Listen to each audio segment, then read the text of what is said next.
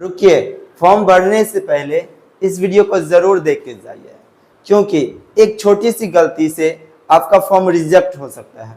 जी हाँ, हम बात कर रहे हैं टेक्नीशियन भर्ती 2026 के बारे में।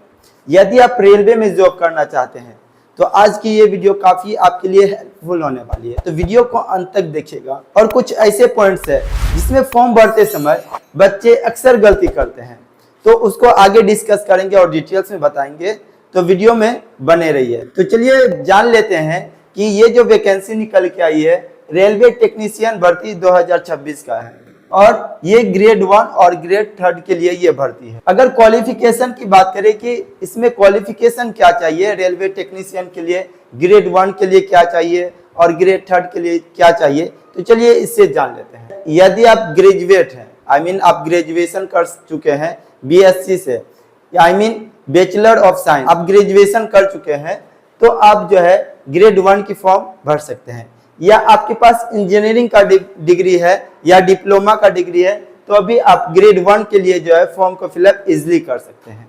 वहीं बात कर लेते हैं कि ग्रेड 3 के लिए कितना क्वालिफिकेशन चाहिए, क्या क्वालिफिकेशन चाहिए। ग्रेड 3 के लिए जो क्वालिफिकेशन चाहिए, यदि आप 12वीं पास किए हैं PCM से, यानी फिजिक्स केमिस्ट्री मैथ से, यदि आप 12वीं पास किए हैं तो इस फॉर्म को फिलअप कर सकते हैं। या आपके पास जो है आप 10th पास किए हैं प्लस आपके पास ITI का डिग्री है, तो भी आप ग्रेड 3 के लिए जो फॉर्म को फिलअप कर सकते हैं। आपको क्वालिफिकेशन जो है स्क्रीन पर भी दिख रहा होगा, लेकिन सिर्फ क्वालिफिकेशन जान लेना काफी नहीं। अब देखते हैं कि इस फॉर्म को कौन फिलअप कर सकता है और कौन फिलअप नहीं कर सकता है।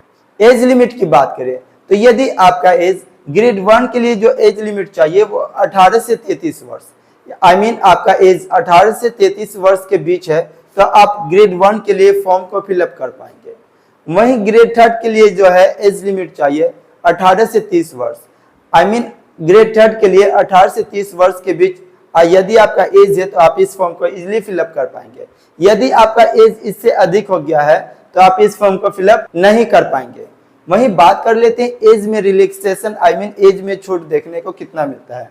SC ST को 5 वर्ष का छूट मिल जाता है, वहीं OBC को 3 वर्ष का छूट मिल जाता है।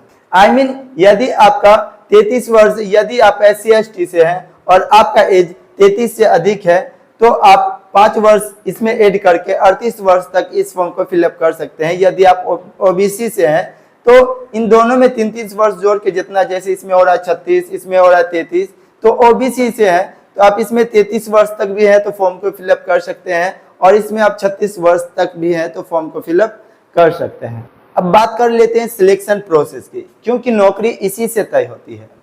तो सिलेक्शन प्रोसेस जो रहने वाला है, सबसे पहले आपका CBT एग्जाम होगा, आपका सबसे पहले CBT एग्जाम होगा। यदि आप CBT एग्जाम क्वालिफाई कर जाते हैं तो उसके बाद आपका डॉक्यूमेंट्स वेरिफिकेशन होगा, उसके बाद आपका मेडिकल होने वाला। CBT एग्जाम में ग्रेड 1 के लिए जो आपका सिलेबस रहने वाला है और ये क्वेश्चन रहने वाला है, इतना टाइमिंग रहने वाला है। वहीं ग्रेड 3 की बात करें तो ये रहने वाला है। देख लेते हैं ग्रेड 1 और ग्रेड 3 के लिए डिटेल्स में। ग्रेड 1 के लिए जो है आपका एग्जाम होने वाला है CBT एग्जाम, जनरल अवेयरनेस से 10 सवाल रहने वाले हैं, रीजनिंग से 15 सवाल, और आपका बेसिक कंप्यूटर से 20 सवाल, मैथमेटिक्स से 20 सवाल, वहीं बेसिक साइंस और इंजीनियरिंग से जो है आपका रहने वाला है 35 सवाल। ग्रेड 1 के लिए नेगेटिव मार्किंग रहने वाला है आपका 1/3, और आपको टाइमिंग रहने वाला है 90 मिनट आपका टाइम मिल जाता है। वहीं PWD के लिए जो टाइमिंग रहने वाला है 120 मिनट रहने वाला है, टोटल क्वेश्चन होने वाला है 100, और टोटल नंबर भी आपका 100 मार्क्स का एग्जाम होने वाला है। अब देख लेते हैं ग्रेड 3 का क्या रहने वाला है सिलेबस।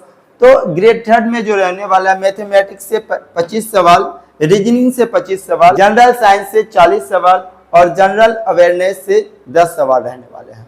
और इसका टाइमिंग रहने वाला है जो है सेम रहने वाला है ग्रेड 1 के तरह, timing, negative marking, question number सभी सेम रहने वाला है ग्रेड 1 के तरह। यदि आप जो है टेक्नीशियन में इस बार चाहते हैं कि जॉब ले ही ले, तो आप सिर्फ मैथ, रीजनिंग और साइंस पे ज्यादा कमांड कर लेते हैं तो एग्जाम क्वालिफाई करने का आपका 90% चांस बन जाता है।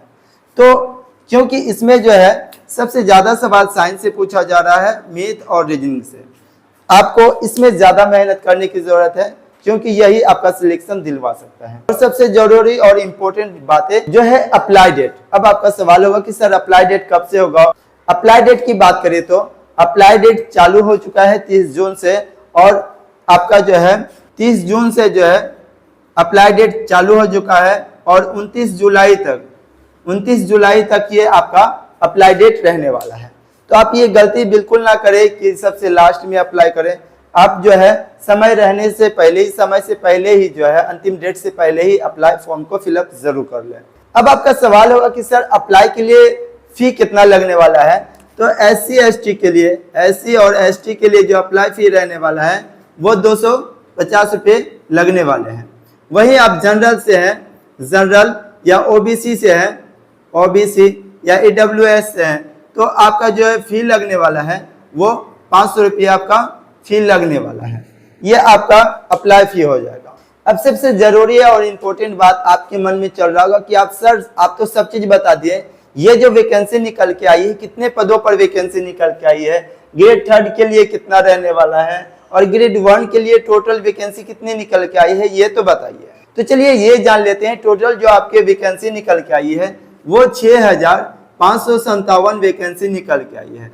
और वहीं देख लेते हैं ग्रेड 1 की वैकेंसी की बात करें कि ग्रेड 1 में टोटल वैकेंसी कितना निकल के आया। तो ग्रेड 1 में 323 वैकेंसी निकल के आया है, और बाकी बात ग्रेड 3 में इसको माइनस करने पर जितना बचेगा वो ग्रेड 3 की वैकेंसी रहने वाली। तो ग्रेड 3 की जो वैकेंसी रहने वाली है वो 6234 वैकेंसी निकल के आई है। तो ये टोटल वैकेंसी आपका हो गया 6557। ये ग्रेड 1 के लिए वैकेंसी हो गया 323, और ग्रेड 3 के लिए ये वैकेंसी हो गया आपका 6234। ये ग्रेड 3 का वैकेंसी है। अब सबसे जरूरी और इम्पोर्टेंट बात है, लोग जो जॉब करते हैं वो पैसे के लिए करते हैं। तो अब जो है आपका सवाल होगा कि सर इसमें सैलरी कितने रहने वाली है। तो ग्रेड 1 की सैलरी की बात करें, ग्रेड 1 की सैलरी की बात करें तो वो रहने वाला है आपका 55 से 60 हजार आपका सैलरी रहने वाला है ग्रेड 1 का। और ग्रेड 3 की सैलरी की बात करें, ग्रेड 3 का जो सैलरी रहने वाला है वह आपका 30 से 35 हजार आपका ग्रेड 3 का सैलरी रहने वाला है। यदि अब भी आपका कोई डाउट है इस वैकेंसी को लेकर तो आप हमें कमेंट सेक्शन में कमेंट करके सवाल कर सकते हैं। हमारी टीम आपके सवालों का जवाब बिल्कुल देगी। अगर आप चाहे तो इसका नोटिफिकेशन हमारे डिस्क्रिप्शन लिंक से जाके डाउनलोड कर सकते हैं, वहां से चेकआउट कर सकते हैं। यदि आप इसी तरह की सही और सटीक जानकारी पाना चाहते हैं और एग्जाम में सिलेक्शन होना चाहते हैं तो हमारी इस वीडियो को लाइक करके चैनल को सब्सक्राइब, और फेसबुक से देख रहे हैं तो फेसबुक को फॉलो जरूर कर लें, और अपने दोस्तों के पास इस वीडियो को जरूर शेयर करें जो इस बार रेलवे में जॉब लेना चाहते हैं। तो इस बात को बिल्कुल ही ना भूलें। आपसे मिलते हैं अगले वीडियो में, तब तक आप अपना ख्याल रखिएगा। Bye bye, take care.